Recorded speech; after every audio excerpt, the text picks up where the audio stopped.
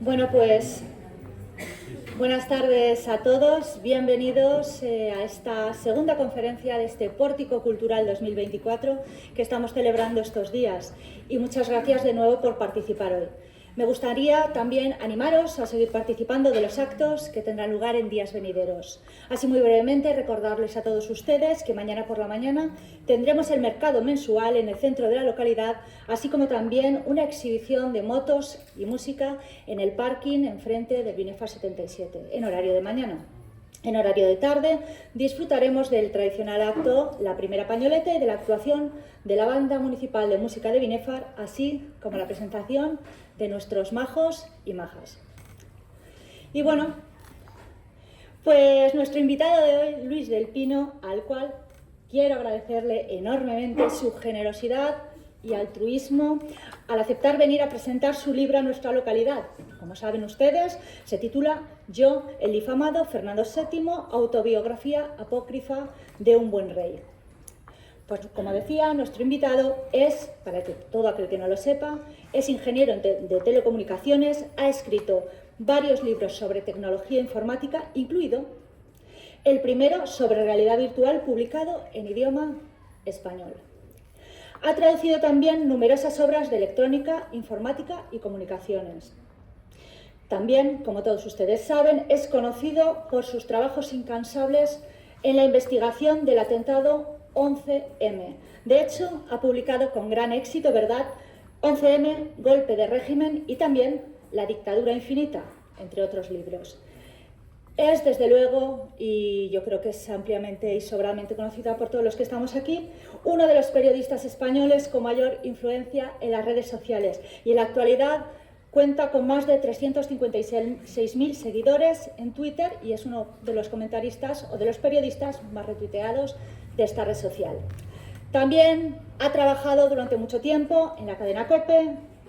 Entre 2004 y 2024 trabajó con el medio Libertad Digital. Entre 2009 y 2024 dirigió el programa de información y tertulia política Sin Complejos de Es Radio, por el que, por cierto, recibió el premio Antena de Plata en 2015. Y recientemente, en febrero de 2024, anunció su marcha de la que hasta entonces había sido su casa, Libertad Digital, para incorporarse al grupo Intereconomía y al Toro Televisión a partir del mes de abril, desde donde entonces dirige de 7 a 10 de la mañana, de lunes a viernes, el programa Mañanas en Libertad de la cadena Radio Libertad, que por cierto pueden escuchar, como ustedes saben, en YouTube y de aplicaciones como iVoox, entre otras.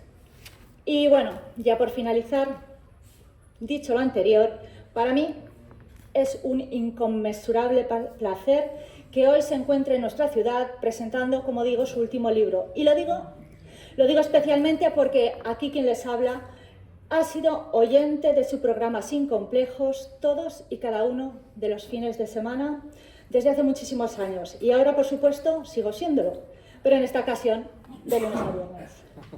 Por tanto, el placer de contar en Binefar con un periodista de tanta envergadura como Luis del Pino es doble en mi caso. En primer lugar, por haber contribuido a que pudiese hacerse realidad que viniese a nuestro municipio y más en pleno pórtico cultural. Y en segundo lugar, por poder contar en nuestro municipio con uno de los periodistas más influyentes que ha habido y hay en España.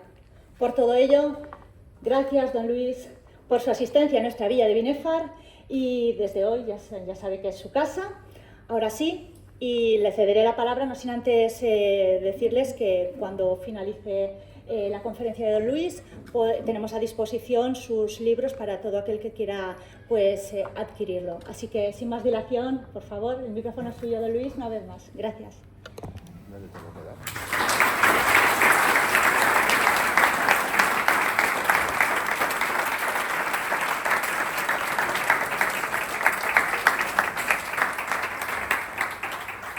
Bueno, lo primero de todo, muchísimas gracias a doña Beatriz Oliván por proponerme venir a Binefar a dar esta conferencia sobre Fernando VII. De verdad que para mí es un placer. Además, doña Beatriz Oliván me cae especialmente bien, ¿qué le vamos a hacer? Muchísimas gracias al Ayuntamiento de Binéfar, a su alcaldesa Patricia Rivera, muchísimas gracias a los que organizan todo este pórtico cultural. Y bueno, pues la verdad es que no conocía Binéfar, conocí a doña Beatriz Oliván cuando estuve en Huesca por primera vez hace pues no demasiado tiempo, pero lo que es toda la comarca del Alto Aragón no la conocía, así que qué mejor oportunidad que esta para venir y conocer toda esta zona a fondo. Me halaga mucho las cosas que ha estado diciendo doña Beatriz Oliván sobre mí. Bueno, eso todo es mentira, pero no pasa nada. No, muchísimas gracias de verdad por ese currículum. Me impresiona hasta a mí escucharlo, es una cosa. Bueno, hoy venimos a hablar pues de un libro que cuando se lo propuse a la editorial me preguntaron si estaba loco, que era un libro. Bueno, la editorial me llamó para decirme: ¿quieres escribir otro libro? Porque el de La dictadura infinita se había vendido bien. Dije, pues sí, encantado de escribir otro libro. Dice, ¿y de qué lo quieres escribir? Y yo dije, a ver, le dije a Imelda Navajo, la directora de la Esfera de los Libros, ¿cuál es el peor rey que hemos tenido en los últimos siglos en España? Y me respondieron al unísono Imelda Navajo y mi editor Diego Afonso, hombre, Fernando VII. Dije, pues voy a escribir un libro defendiendo a Fernando VII. Y claro, me miraron como si estuviera loco, cosa en la que parcialmente tienen la razón. Y si no, está de testigo ahí mi mujer, que me lleva soportando ya pues casi no, más de 4 décadas, qué barbaridad. No sé cómo lo ha conseguido, soportarme tanto tiempo, pero lo ha conseguido. Bueno, me dijeron, pero ¿por qué quieres escribir un libro? ¿Cómo? No se oía bien. No se oía bien, vale. Me preguntaron en la editorial, pero ¿por qué quieres escribir un libro defendiendo a Fernando VII? Y dije, pues porque hay algo en la figura de Fernando VII muy extraño. Vamos a ver, ¿cuántos de ustedes han crecido sabiendo que Fernando VII pues fue un perfecto traidor a su padre, traidor a España, traidor al pueblo español al derogar la Constitución de Cádiz? ¿Cuántos de ustedes han crecido con esa idea?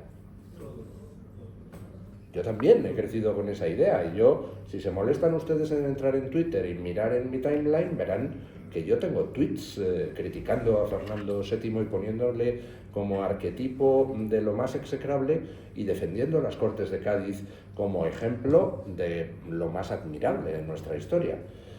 Todos hemos crecido en ese ambiente, y sin embargo hay algo raro. Vamos a ver, Fernando VII nos le pintan como un rey tramposo, estúpido, retrógrado, cruel, inhumano, ingrato. Dices, un momento, vamos a ver, si era todo eso, si tenía todos los defectos y no tenía ninguna virtud, ¿cómo son posibles dos cosas? Primera, que tuviera el apoyo de todo el pueblo español, que le adoraba, con muy poquitas excepciones.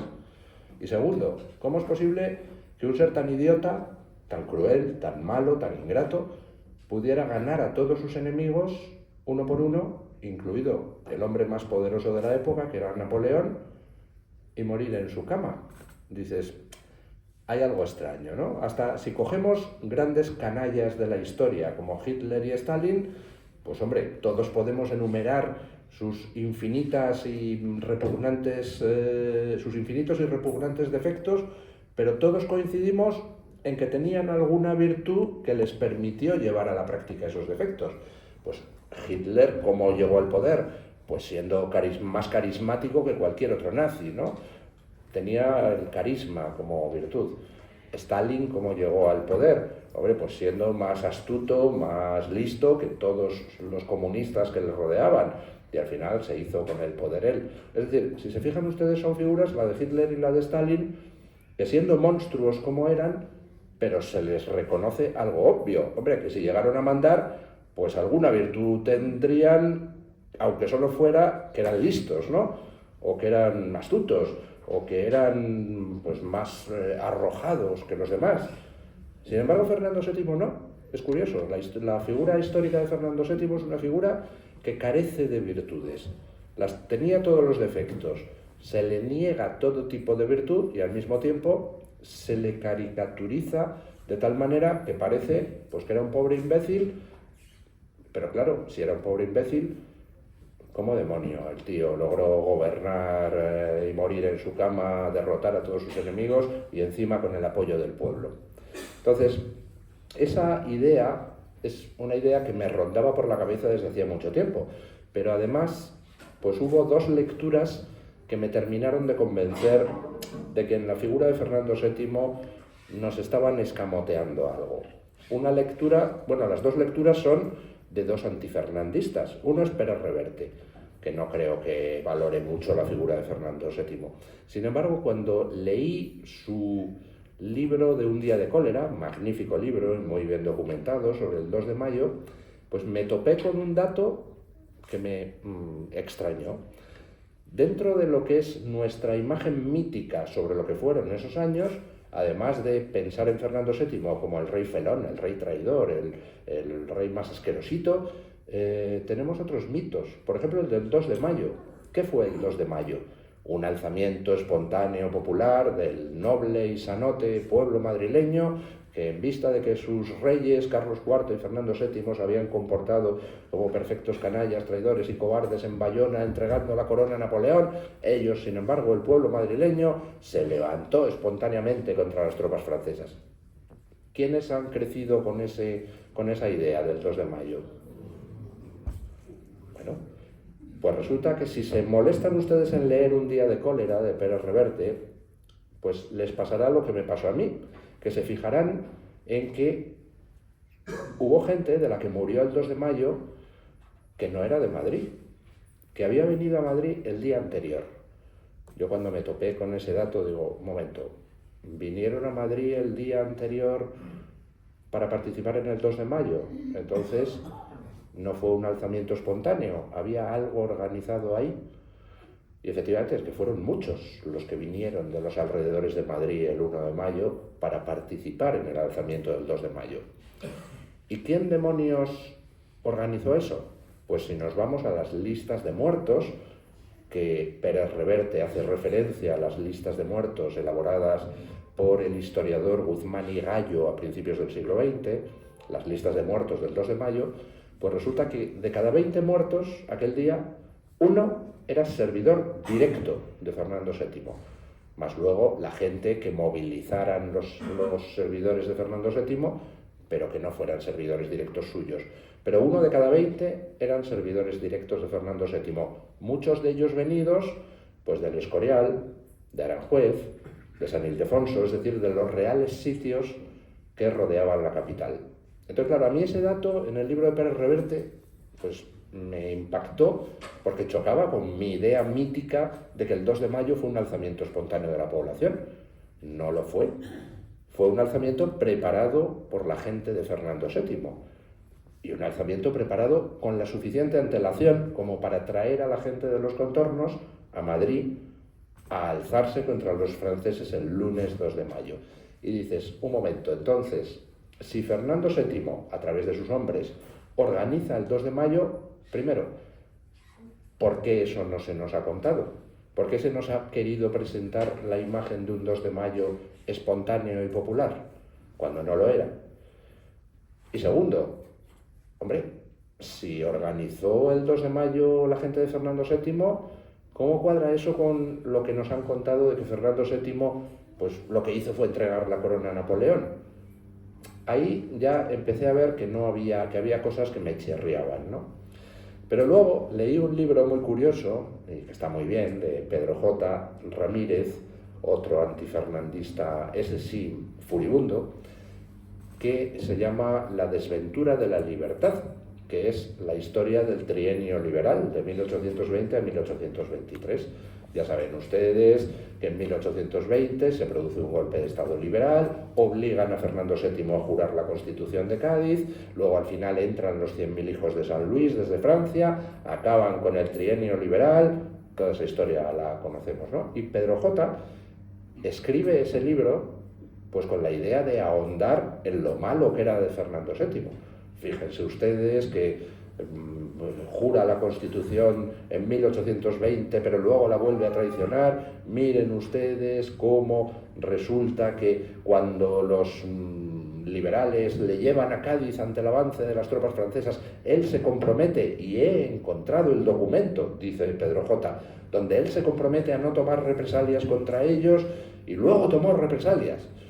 Entonces, leyendo aquel libro, pues me topé primero pues con un razonamiento que digo, bueno, vamos a ver, me está diciendo que Fernando VII es muy malo porque resulta que le dan un golpe de Estado, jura obligado la Constitución y luego dice, tururú, tururú. Hombre, yo si me dan un golpe de Estado y tengo que jurar algo obligado, pues evidentemente no me siento obligado luego por ello si logro deshacerme de quien me ha dado el golpe de Estado. Por tanto, ahí no veo la crítica a Fernando VII.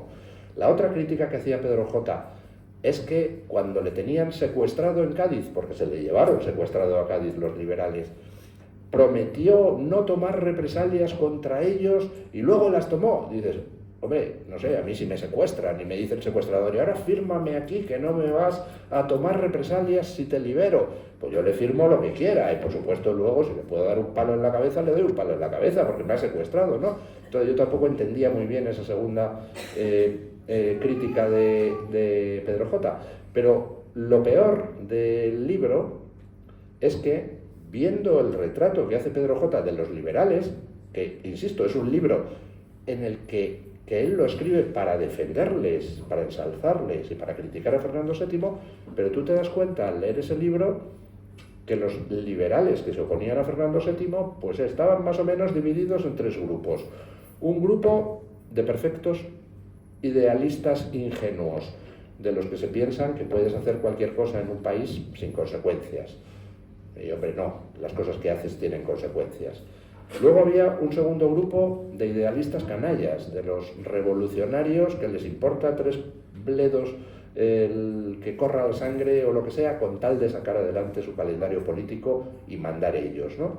Y luego había un tercer grupo, que era el más numeroso, que eran unos soberanos ladrones. O sea, durante el trienio liberal, el saqueo del presupuesto español fue monstruoso, pero monstruoso.